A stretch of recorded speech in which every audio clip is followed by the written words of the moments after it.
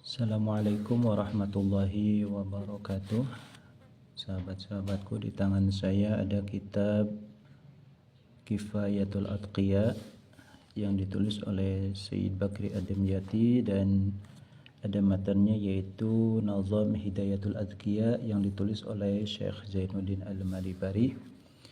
Ini adalah salah satu kitab yang menjelaskan tentang ilmu tasawuf atau ilmu akhlak. Kita buka halaman 3, masih tahap muqaddimah.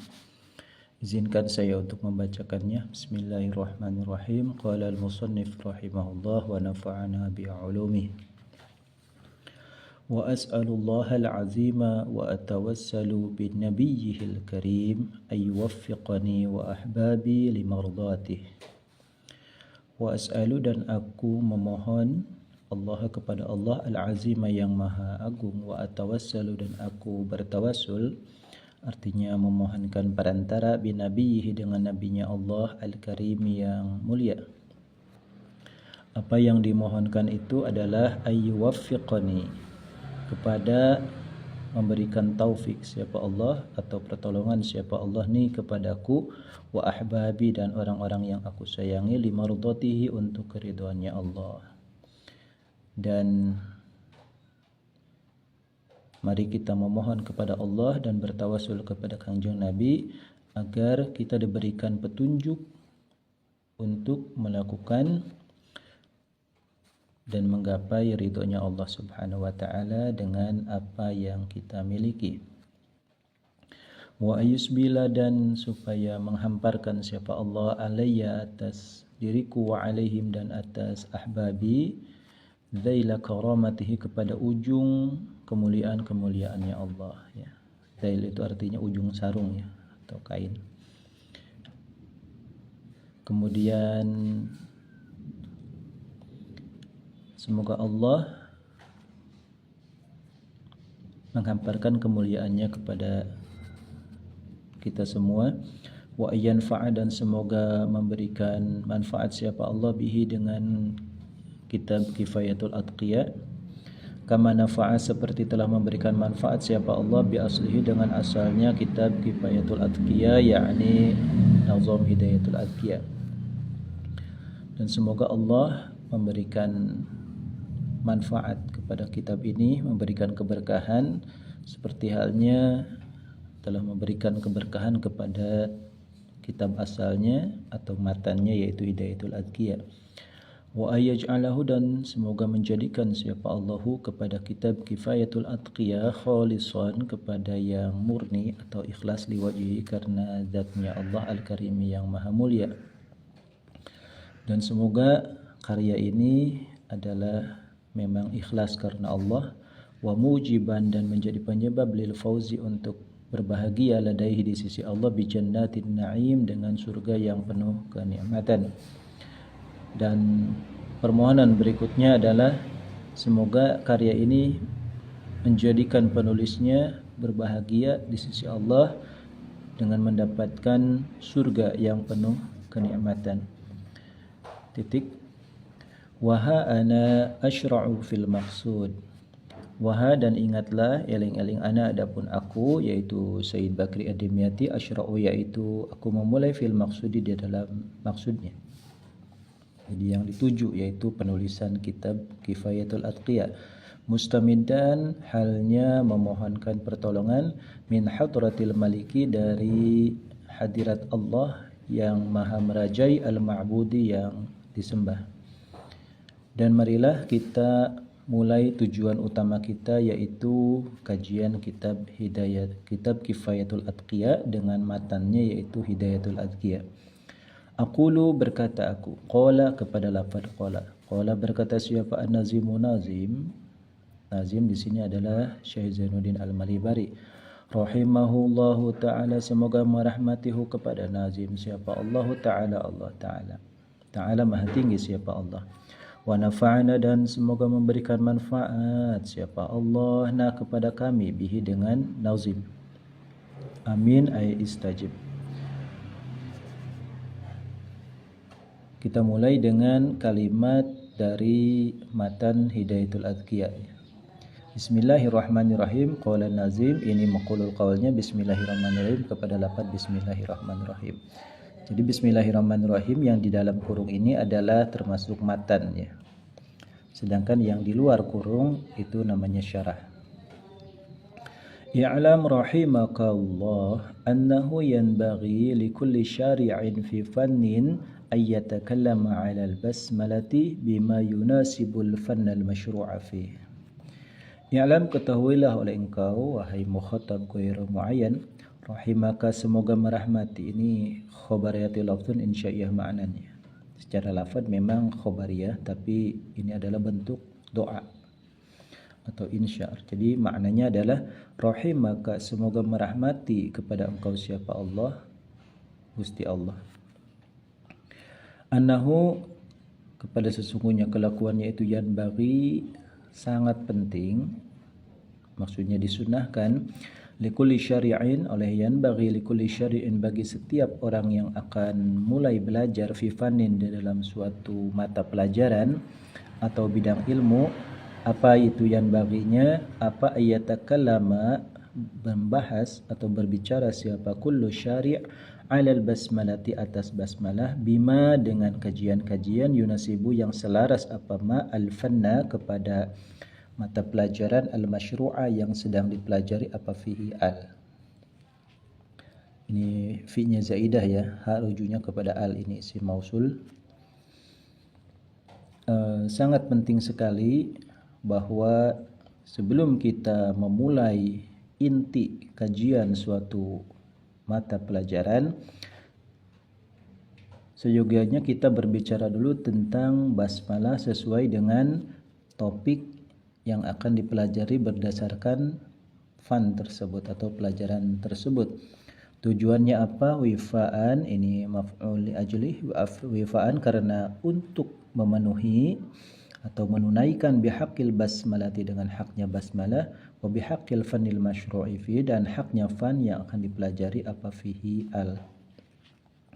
Karena ada dua hak yang harus ditunaikan. Pertama adalah hak basmalah, tentu saja awali segala kegiatan yang bernilai baik dengan basmalah. Wa bihaqqil fanil masyru'i fi dan haknya pelajaran yang di sini adalah ilmu tasawuf.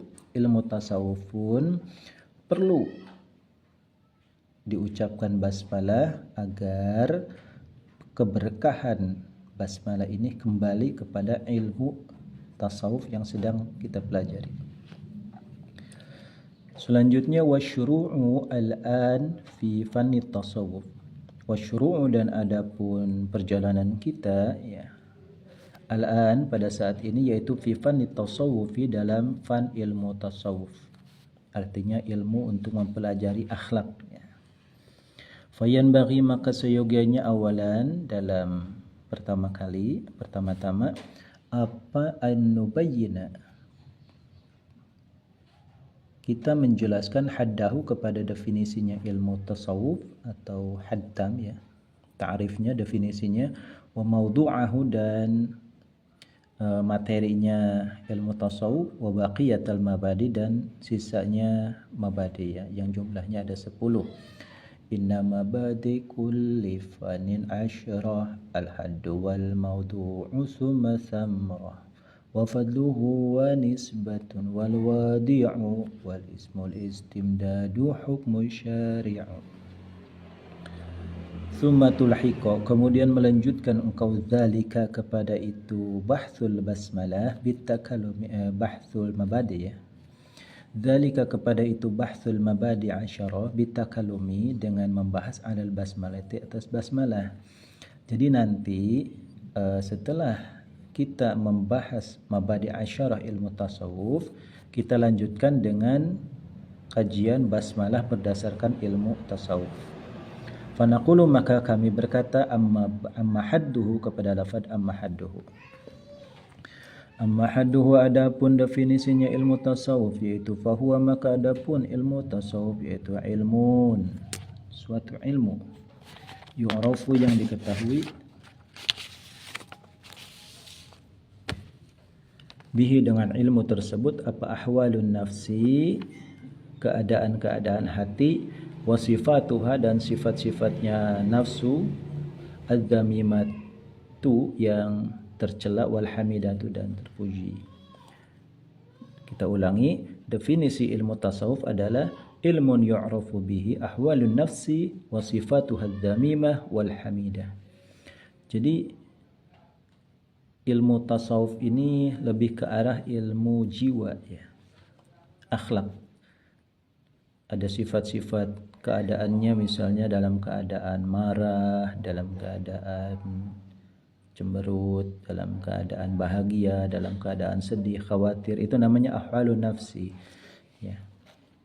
Jadi ini lebih ke arah psikologi secara agama ya. Wa sifatuha dzamimah, ada juga perilaku hati yang tercela seperti iri, seperti dengki, sombong, kemudian khianat dan lain-lain. Wal hamidatu, dan ada juga sifat hati yang terpuji seperti sabar, ikhlas, qanaah, zuhud dan lain-lain. Wa amma mawdu'uhu fahuwa an-nafsu. Wa amma mawdu'uhu, dan adapun materinya ya, apa yang akan dikaji ini, bahannya apa, fahuwa an-nafsu, yaitu hawa nafsu kita ya. Fahuwa, maka adapun mawdu' yaitu an-nafsu, hawa nafsu. Karena di diri kita ini ada bekal kreasi ya.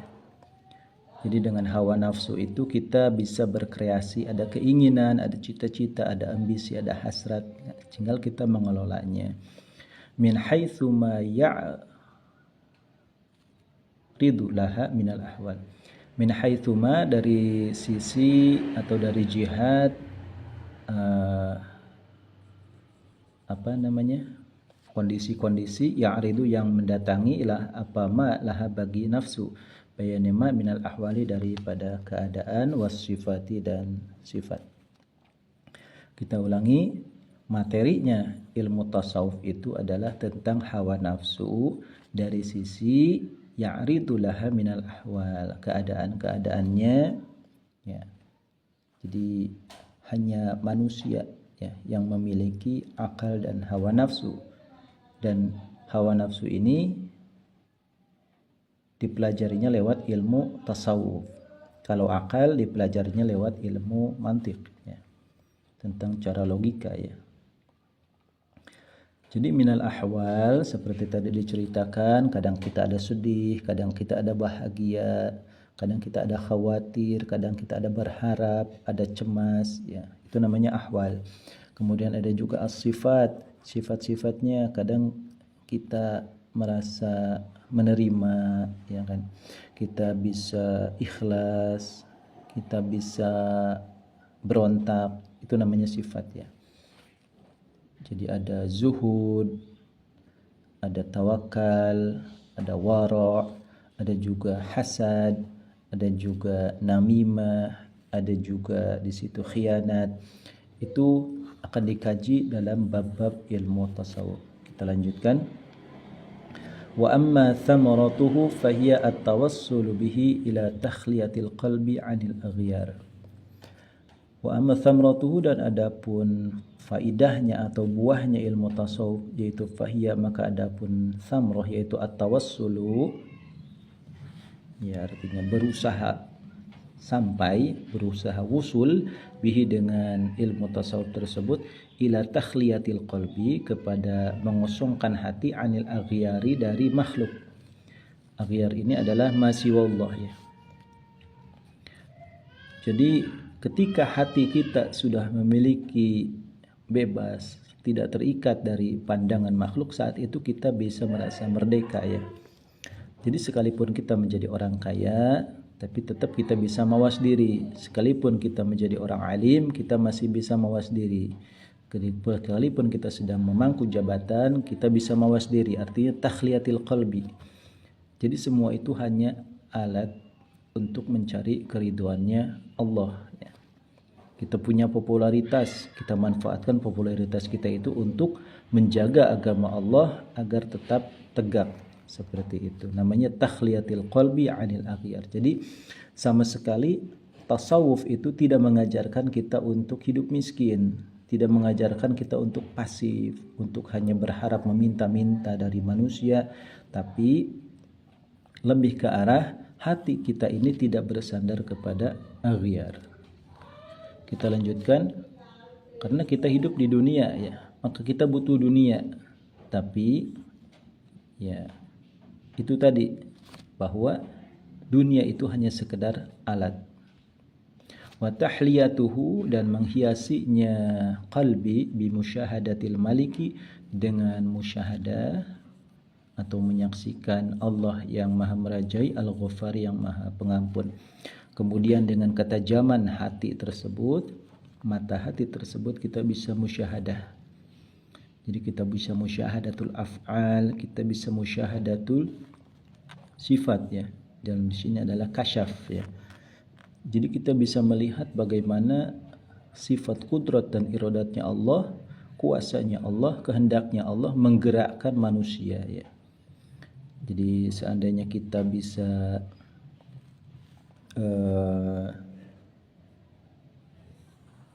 terbang tinggi ya ke angkasa, kita lihat bagaimana dari arah sana, dari angkasa ini, bagaimana kehidupan di dunia ini, di setiap negara, di setiap pulau, di setiap kabupaten, di setiap desa, kegiatan manusia seperti apa. Kita bisa melihat bagaimana kehendak Allah mengatur semua itu. Wa amma hukmuhu, dan adapun hukumnya ilmu tasawuf yaitu fahuwa al-wujubul aini. Bahwa maka adapun hukmuhu yaitu al-wujubul aini, wajib ain, artinya fardu ain ala kulli mukallafin, kepada setiap mukallaf. Li'annahu, karena sesungguhnya al-wujubul aini, wadzalika, dan adapun itu wujubul aini, kenapa hukumnya bisa wajib? Li'annahu, karena sesungguhnya kelakuan yaitu kama yajibu, seperti halnya wajib, afata'allumu ma, mempelajari ilmu, yuslihu, yang akan membaguskan apa ma, yang mengoreksi apa ma, al-zahiru, kepada tampilan kita, syara' kita. Kadzalika, seperti itu wujub, wajib juga apa ta'allumu ma, mempelajari ilmu tasawuf ya. Ta'allumu ma ini mempelajari ilmu fikih, yuslihu zahir. Kadzalika, seperti wujub ta'allumi ilmu fiqhi, wajib apa ta'allumu ma, mempelajari ilmu tasawuf, yuslihu, yang memperindah apa ma, al-batina, kepada sisi batin ya. Karena kadang ilmu fikih itu selalu mengajak kepada ikhtilaf, kepada jidal, maka kita seimbangkan dengan batin kita yang stabil ya. Sehingga kita bisa melihat bahwasanya apa yang terjadi di dunia ini hanyalah kehendaknya Allah Subhanahu wa taala. Wa amma fadluhu fa huwa fawqanuhu ala sairil ulumi min jihati annahu yusilu ila ma dzukira.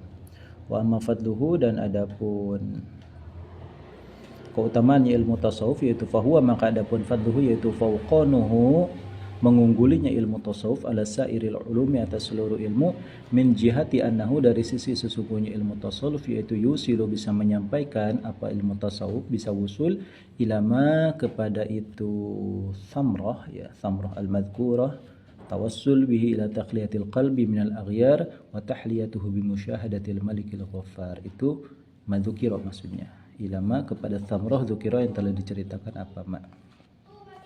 Jadi itu keutamaan ilmu tasawuf itu adalah sesuai dengan thamrahnya, bisa membersihkan mata hati sehingga kita bisa melihat ya. Jadi bisa melihat sambil melihat, seperti itu. Jadi bisa melihat isi di dalam isi, seperti itu. Wa amma wadi'uhu fahumul a'immatul a'yan al-'arifuna bi rabbihil mannan. Siapa yang pertama kali meletakkan ilmu tasawuf, dasar-dasar fondasinya, wa amma wadi'uhu, dan adapun yang meletakkan ilmu tasawuf yaitu fahum, maka adapun wadi'uhu yaitu al-a'immatu, imam-imam, para pemimpin, al-a'yanu, yang utama ya, al-arifuna, yang mengenal semuanya, ahli ma'rifat semua, bi rabbihim, dengan Tuhannya, al-a'immah al-mannani, yang maha memberi anugerah. Jadi tasawuf itu memang diletakkan oleh para a'immah kita ya, al-imam al-Ghazali, al-imam Junaid, imam As-Siri Saqati, Ma'ruf al-Qarhi, kemudian para masyayikh kita itu mengajarkannya.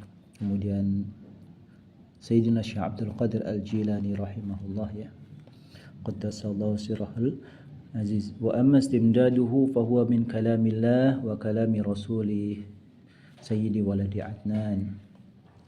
Pengambilannya dari mana ilmu tasawuf itu? Wa amma istimdaduhu, dan adapun pengambilannya ilmu tasawuf yaitu fahuwa, maka adapun istimdad yaitu min kalamillahi, dari firman Allah, wa kalami rasulih, dan hadis Nabi, hadisnya Rasul sallallahu alaihi wasallam, sayyidi waladi Adnan, pemimpin keturunan Adnan. Tentu saja tasawuf Islami bersumber dari kalamullah dan kalamur Rasul sallallahu alaihi wasallam. Wa dzawil yaqini wal irfan, kemudian juga berasal dari ucapan para pemilik keyakinan wal irfan dan ma'rifat ya, para ulama salafun salih ya. Jadi para imam seperti Al-Imam Ar-Rifai, Al-Imam Asy-Syadzili dan lain-lain. Wa amma masailuhu, dan adapun masalah-masalahnya ilmu tasawuf, fahiyya, maka adapun masail itu qadayahu ya, qadiyah atau kajian-kajian dalam ilmu tasawuf ya, seperti misalnya tentang aqobah, tingkatan-tingkatan ya. Ada aqobatul taubat, ada aqobatul sabar, ada aqobatul tawakal dan lain-lain ya. Sampai di sini dulu, wallahu a'lam bishawab.